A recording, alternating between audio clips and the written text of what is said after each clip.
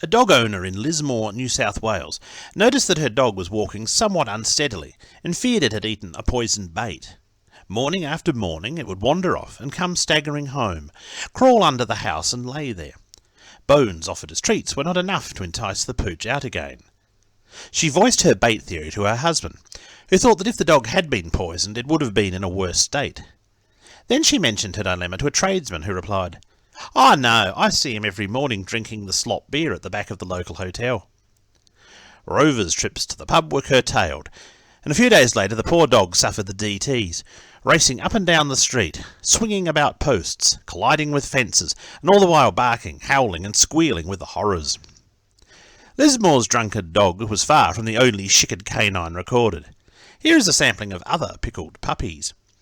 In December 1898, at Hamilton, Victoria, the Western Brewery washed out their casks.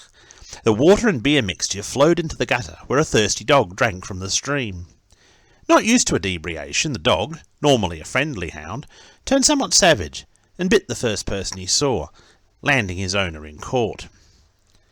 In September 1952, a court in Munro, County Limerick, heard that police searching for illegal poteen distillers on the Limerick-Tipperary border had been met by an Irish setter, which staggered glassy-eyed towards them and flopped at their feet.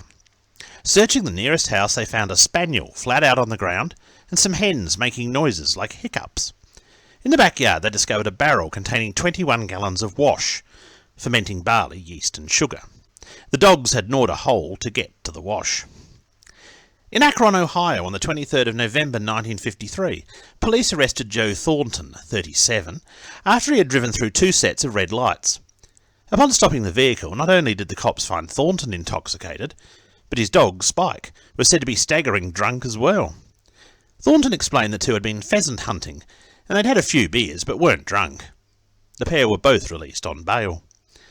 And in Melun, France, in 1954, police took a dog into protective custody after it lapped up enough beer from an overturned brewery lorry to put itself into an unconscious stupor. The dog was released several hours later when it sobered up. Beer can be toxic to dogs, and they shouldn't drink it. Luckily for them now, there is beer made especially for dogs.